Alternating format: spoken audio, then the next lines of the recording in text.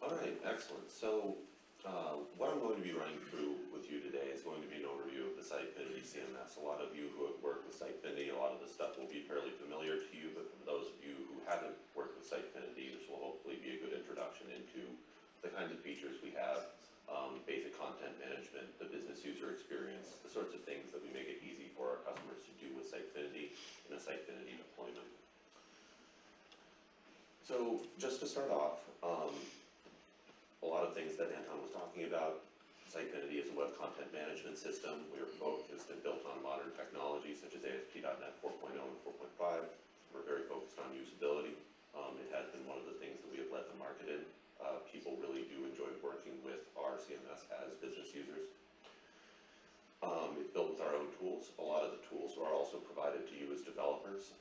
You'll see throughout Sitefinity that we have used a lot of our RAD tools, which are ASP.NET for Ajax tools.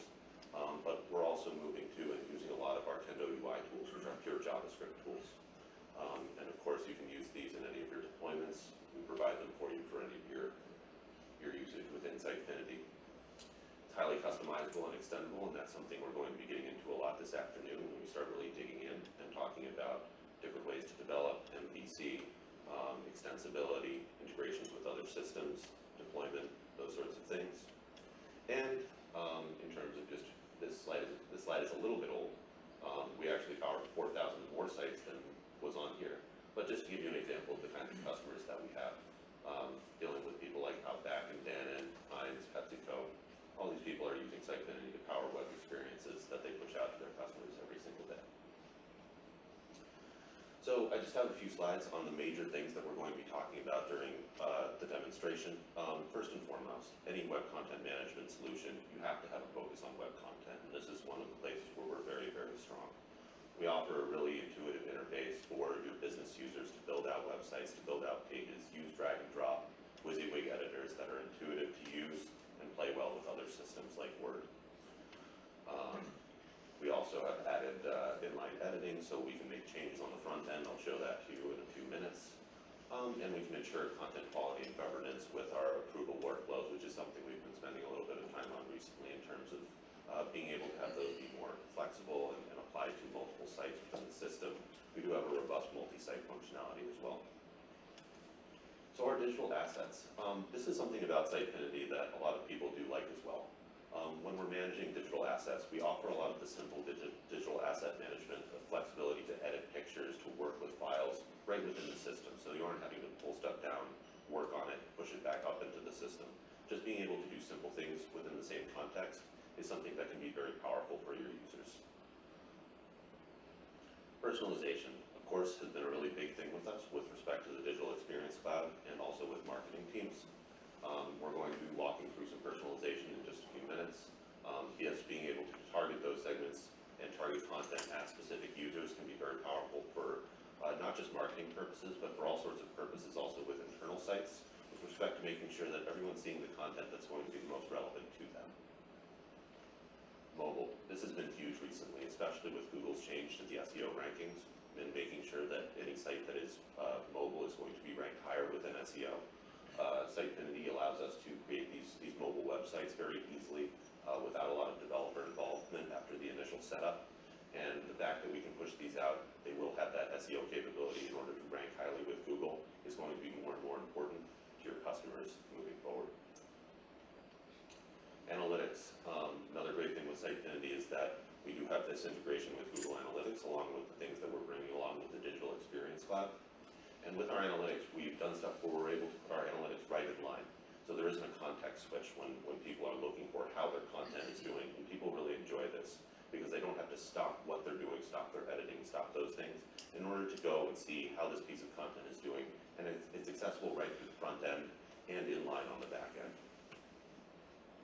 Multi-site management, another area in which we've been doing a lot of pushing on our development side in terms of helping people to manage large amounts of content and multiple sites through the same back-end interface. And we've been doing a lot of integrating this with our other tools and other deployment strategies with respect to making it a lot easier to work with our site synchronization, to push content between multiple environments very granularly, and being able to share content between those environments. So there's a lot of, in a sense, code reuse. And we can also govern this with permissions and sure that the right pieces of code, like templates and widgets, are able to be used on the right sites. Multilingual. This is something that's actually very exciting at this point because there's some new stuff coming up with our next release with respect to multilingual. But we do have full support for multilingual, building out sites in multiple languages. Anything that has a Microsoft language code, we can use as a language within Sitefinity, including cultures. And the thing that's very exciting about this is in 8.1, we are planning on adding integration with some automatic translation services. So we can have users actually push out content through a workflow into these translation services, get the translated content back, and have it directly pushed into the system. We're also allowing the files to be exported as XLIF files. So you as partners can actually build out systems where you're using these XLIF files, which tend to be industry standard, and pushing them into other automated translation services that your partners and your customers may want to be using. Site synchronization, mentioned this a little bit before, but something that we are continuing to put time into to make sure it's as robust as possible. We've been splitting it out into being able to do it with multiple sites. We're adding a lot of ability to schedule site synchronization and also exposing a lot of the API here so that we can use site synchronization programmatically. We can build it into a build process, so we may be able to deploy new widgets and new content at the same time with a click of a button within something like Visual Studio Online, Octopus Deploy, those sorts of things, just because we can't trigger it by the API. Deployment options, we're going to be having a lot of talk about this later in the afternoon. We are able to deploy to a number of different servers on the web and a number of different providers of those things, such as Microsoft Azure and Amazon.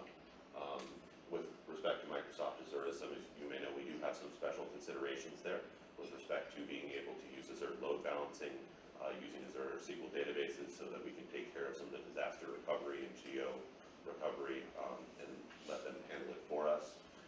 Also being able to automate deployment with Visual Studio Online, Octopus Deploy, TeamCity, and other tools like that.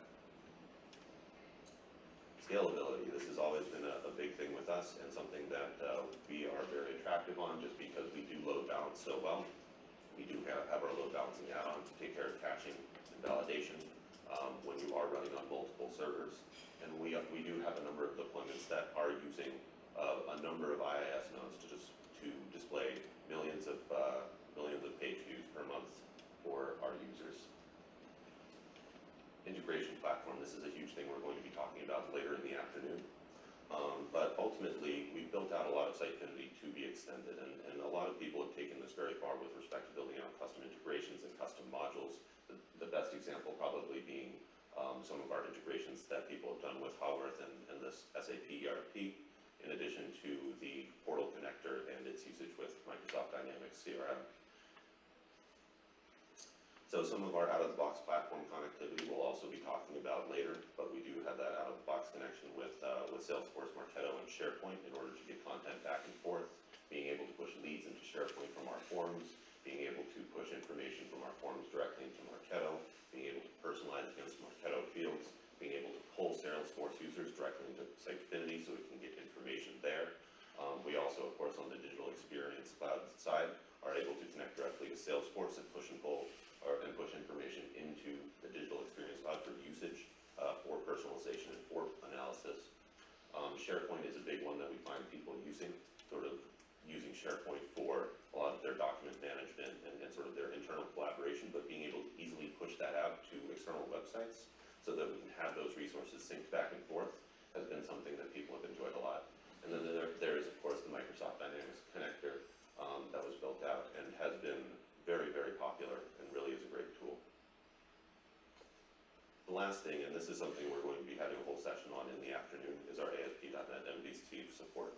It's another area which our development team has been working very, very hard at in order to make Sitefinity the premier web content management system for using MVC in a way which is going to work both for the business users and for the technical users. So you can use your favorite tools and you can have them connected up in a way which is going to be useful for your business users.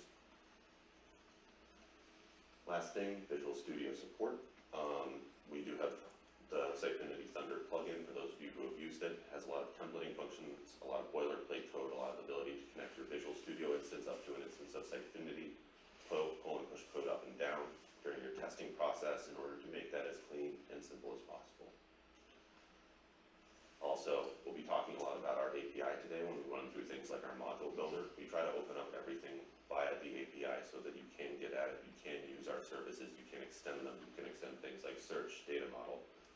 it is that you want to get into, there's probably an API for it within Sitefinity that's going to do things like respect permissions, allow you to use link in order to do things like deferred execution, so that your sites are also going to be performant.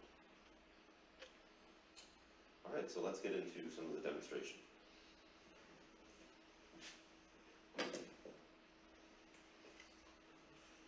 So ultimately, this is something that a lot of you may have seen before, and some of you may have seen a number of times, as this is a lot of our standard demonstration that we give when we're introducing people to Sitefinity. So what we see up, and we should see up on the screen as soon as I change over to a duplicate mode, will be our Quantum Computers website. So let's see. All right, excellent. So basically, this is a website that we use for demonstrating Sitefinity. It's a fictional computer company. We built this out just for demonstration purposes. The first thing that we do like to show, and we feel resonates a lot with our business users, is the fact that we do have that inline editing capability. And that's something that we've been making easier for developers to use in their custom code, especially on the MVC side of things. So I'm logged in as an admin, and we can see that because I have an administration pencil right here on the side. And I can do a lot of things here. I can edit content, which is what we're going to do right now, but I can also jump directly to my page analytics for this page, or I can go directly into the back end and really get the full-blown editing functionality if I want to really change things around. But when I click edit content, it places my page into an edit mode. Any piece of content for which I have permissions, I can click into and edit. Now, this basically allows me to type as I normally would. You can see up here that we have a number of our formatting options, and this is really all just our Kendo UI editor. So I can make a change here.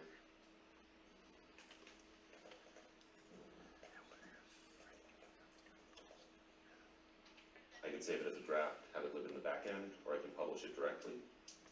And it'll go live automatically. Now, this would of course also respect any workflow if I had any set up, but any changes can be made on the front end so that we can very quickly get our things to market, get our typos fixed, and this resonates very well with our business users. Jumping into the back end of Sitefinity, ultimately, when somebody logs into Sitefinity, they're going to be seeing this dashboard. Just to walk through the sorts of things that are on this dashboard, we have our getting started area with a lot of useful links for business users to get them started with how to create a page, how to create content, those sorts of things. We can see actually our integration with Google Analytics starting to peek its head out here with these graphs that are pulling that info. We can of course customize these graphs to show the relevant info that's going to be relevant to our users. We also have some listing of content, so we can see what content's being edited, the sorts of content that is my content, everyone's content, the stages that it's in within the system, those sorts of things. But really the way in which we're interacting with Sitefinity, and one of the reasons that our users like us so much, is that a lot of it's really just controlled through the top level navigation, which is very easy to navigate around. So starting from right to left, we have our marketing menu. In here we have our full-blown integration with Google Analytics. We have our personalization area, where we can build out those user segments and then use them to personalize various web pages. We do have a small email campaigns module that we can use to build out newsletters using content from within our system in a drag-drop fashion. And we have our Digital Experience Cloud Insights, so we can see data and insights from the Digital Experience Cloud right within the system. In our administration section, this tends to be something that our developers are more interested in, but it's where we're able to manage our users' roles and permissions. Deal with our modules and services, any workflows we want to build out, settings within the system. Some of the tools we'll be walking through today will be things like Module Builder if we want to build out new content types to hold new types of content within the system. Staging and syncing, so syncing from maybe a staging to a production environment. All of our connectors, including those for SharePoint, Marketo, Salesforce, and the Digital Experience Cloud are also housed within here. And we'll be getting into some of these today later. In our design area, we have our page templates and our widget templates. So we are based on a templating system so that when you build out a new page, you can start with a template and not have to build out everything from scratch. This is also where our default responsive and mobile design is built into. And we'll get into that during the course of this demonstration. We do have an e-commerce section, so we do handle a lot of e-commerce, as is the case with Power. We won't be getting too much into this today, but if you ever did want to get into this with us at a later date, definitely do contact our sales team. We can set up a registration for your organization so we can talk about our e-commerce capabilities. Lastly, we have our content area, and this is one of the more important areas within the system because ultimately a web content management system is about web content living on web pages. Now, out of the box, we have news through content blocks. There are a few that I've built out for the purposes of this demo, such as our careers stores and parallax items, which are being used to store custom data that's specific to this particular website. This is also where we can manage our forums and comments. Our classification of content, we can build out flat or hierarchical taxonomies in order to help tag and categorize our content. And then we have our pages area. So ultimately, within our pages area, this is going to be something where it's going to mirror our site now quite a bit. It's basically divided up into our group pages, our pages in here. If we look out on the front end, we'll see that it aligns pretty much directly with our navigation. Now, what I'm going to go through today is I'm going to build out a new page within Sitefinity just to show you how that all works, the drag and drop functionality, and some of the features that really make us leaders in the market with respect to our user interface. So when I build out a page, the first thing I have to do is give it a name. So I'm going to build out a green campaign page. I'm able to decide where I want to put this page. Let me actually blow this up a little bit. I'm able to put this page at the top level or under a parent page initially. I'm able to set my URL. It currently is just reading from the name and making it SEO friendly. But I could change this to be anything I want, have multiple URLs for this page if I wanted to redirect from elsewhere. Whether or not something's going to be shown in navigation, used to group other page, maybe it's just a redirect to another page that we want to include in our navigation. We do also, of course, have all the things that we need to make sure that our SEO is going to be okay. Things like our title for search engines, our descriptions and keywords. But ultimately, the only other thing that we really have to pick out is our template. These templates are, in this case, it's just an ASP.NET master page that we've dragged some functionality onto that we're sharing with our users. With recent developments with our MVC, we're actually able to use CSS/HTML files instead in order to build out completely MVC pages. We're going to stick with this Quantum 3.0 template for the time being, and we'll go to create and add content.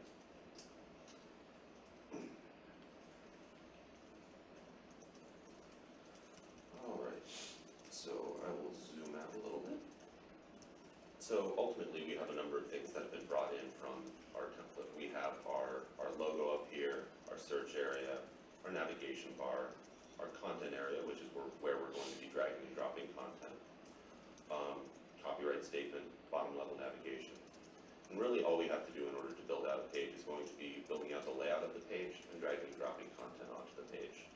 So if we go out into our layout area, you'll see that we have many columns that we can drag onto the page. So we can drag a 50-50 layout onto here to have two columns. We can drag columns inside of other columns in terms of nesting them, or underneath other columns if we wanted to have columns that way. So there's really not a whole lot of layouts that your end users can achieve on the site if you want to allow them to control the layout. So I'm actually going to stick with something pretty simple today. Change our 50-50 layout, and I can get in here and actually just drag it over to a 60-40 layout. I can change any spacing or padding within here as well, add additional classes and labels if I wanted to reference a specific CSS class in order to make sure that my styling was going to be correct. And at this point we'll say we're done, and we can start dragging and dropping content onto here. So the first thing I'm going to put on here is a content block. This is one of our simpler widgets, and will allow us to just pull up a WYSIWYG editor in which we can edit content that we want to have onto the page. So at this point, I'll grab some content out of Word, some fairly messy content with a lot of different fonts and styles in here, and paste it into the WYSIWYG editor.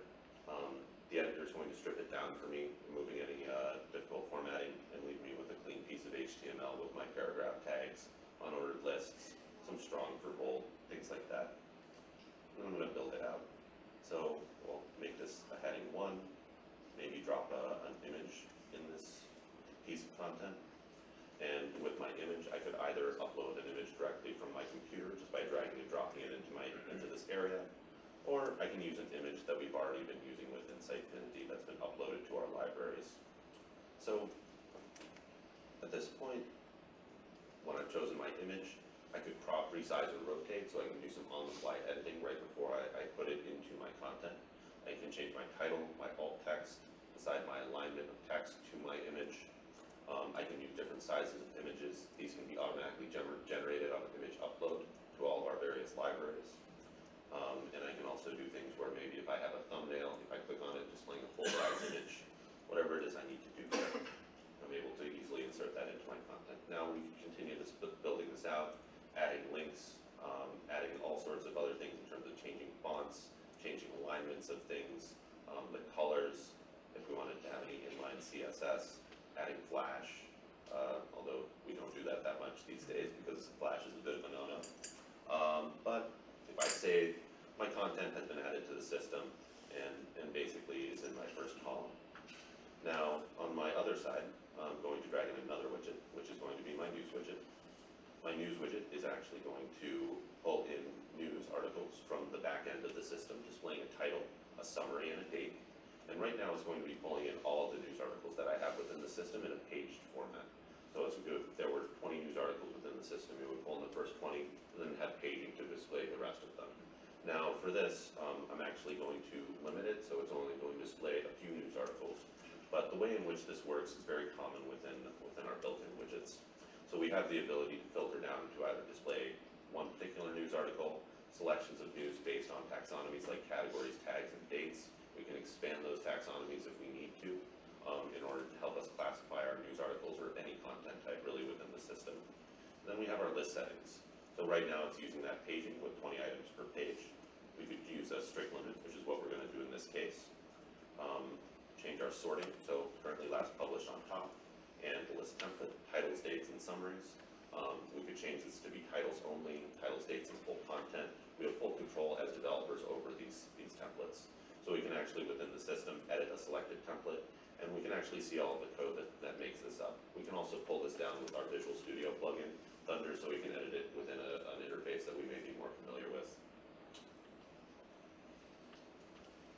At this point, I'll just save. We'll see that our list is now just the 3 items. At this point, we can also preview our page to see what it might look like on our live site when we do publish it. We also do have the ability to publish and unpublish on specific dates, preview this on smartphones and tablets. Our business users really like this, being able to tell how our responsive and mobile design is going to look before we even publish, in terms of making sure that everything flows into one column so there's no scrolling left to right. Any of our navigation transformations are working on devices that in the way we expect them to. But at this point, I'm just going to publish the page. As we can see, it's now down here on the bottom of our pages section. And if we do a quick refresh within our live site, we'll see that it's been added to our navigation. Ultimately, we can go here, we can view the content now that it is live. But if, say, within our pages section, if we wanted to move the page around in terms of saying this probably shouldn't be at the top level, it needs to be within maybe our inside quantum section, I can just grab it, drag it, and drop it. It's now going to live within our inside quantum section. I get a notification that it's been moved. On the front end, if I do another refresh, we'll see our navigation changes. And what's nice is also Sitefinity is going to take care of the 301 redirect for you. So you aren't going to lose anything with your SEO, and anybody who's favorited the page is going to be automatically redirected to the new place that the page has been put. So that's sort of the basic page creation within Sitefinity. Oops. And at this point, instead of running through some other things, because I am a little bit pressed for time, the other thing that I did want to show you in running through some of the basic functionality of the system was I did want to show the personalization area, just because it is so key to the digital experience cloud and what we're able to do with that. So we're actually going to go and personalize our green campaign page. So when we go into our personalization section, we can see that we have a number of user segments. People who have purchased things within e-commerce, search for things based on geo-IP location. And we're actually going to build out a new one based on geo-IP location to target users from California. All we have to do is give it a name. Now, there are a number of other different characteristics we can use for personalization. Some of the more interesting ones happen to be things like campaigns from the Digital Experience Cloud, where we're dealing with dynamic segments that have been found by the Digital Experience Cloud in order to tell us about next best experiences and things of that nature. But in this case, we're going to use some of the simpler ones when we add a characteristic. and we're going to add in a location field. Now we have a lot of these out of the box, things that also include things like our integration with Marketo to use Marketo lead scores and personas from the Digital Experience Cloud, allowing us to base personalizations on the experiences that users have already had with us. And one interesting thing for developers is that this is actually something that you can extend, and we have examples of how to do this within our SDK. So if you wanted to add another field here where you are able to basically check if a user falls into a certain group programmatically, it's able to be done. But in this case, we'll stick with location. We'll say California. It is California. We'll add it, save it, and we can continue building these out in and/or fashion to either get the whole West Coast with Washington and Oregon, or maybe people from California who fall into a specific persona or visiting us at a specific time of day. At this point, now that we have our new user segment, we can actually personalize our page. So we'll go into Insight Quantum, into our Green Campaign, and we will personalize our Green Campaign page. We just have to select which user segment we want to personalize for, and it's going to give us a version of the page that we can then personalize as much or as little as we want. So in terms of things we can do, we could edit our content block, we could edit our news area to do different filtering, we could replace these with different widgets, add a different layout, add a different CSS block on here so that we can control our styling. But in this case, we're just going to do something very simple. We're going to make an edit to our content block.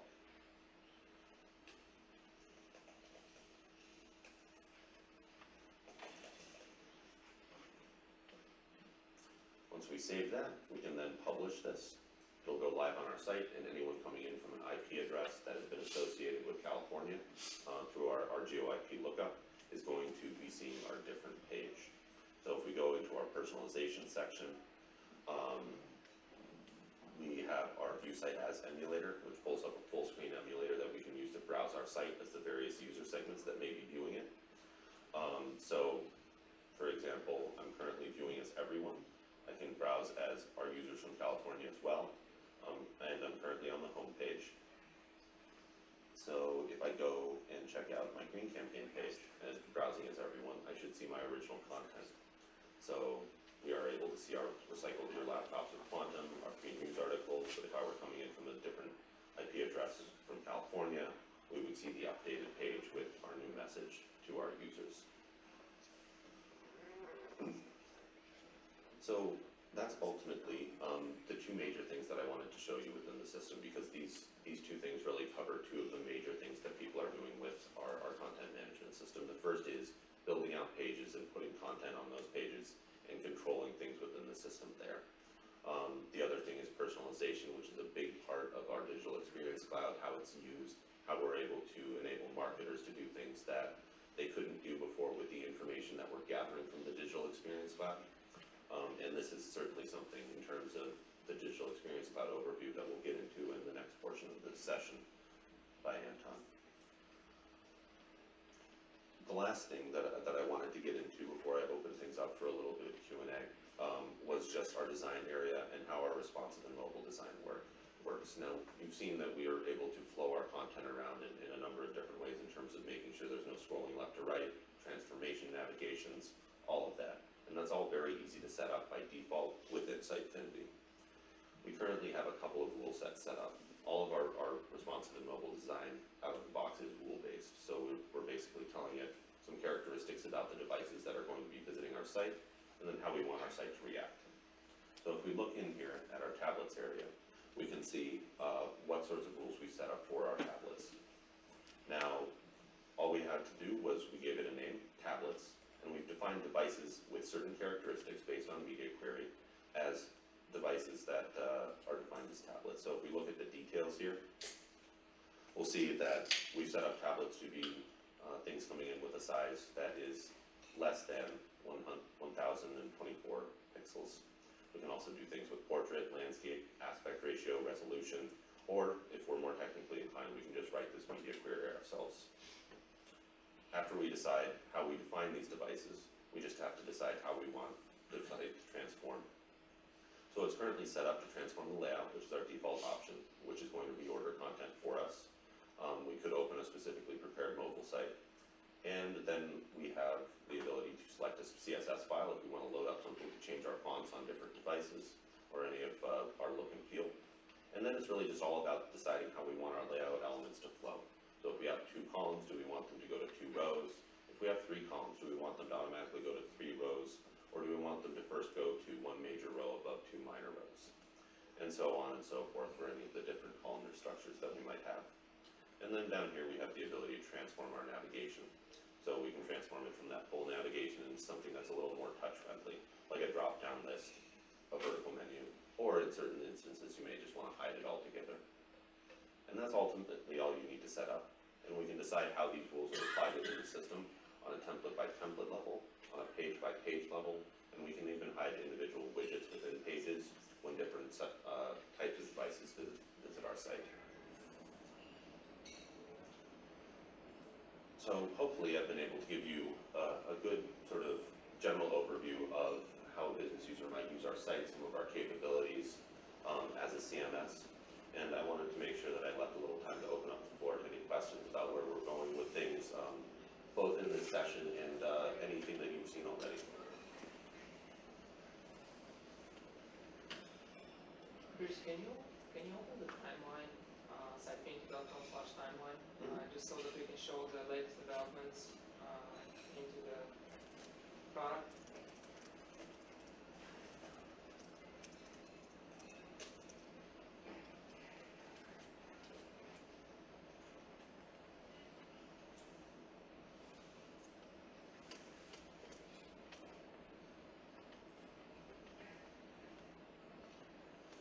Alright, so yeah, definitely we can walk through the timeline just to show you a few of the newer features that we've added over the past couple of releases.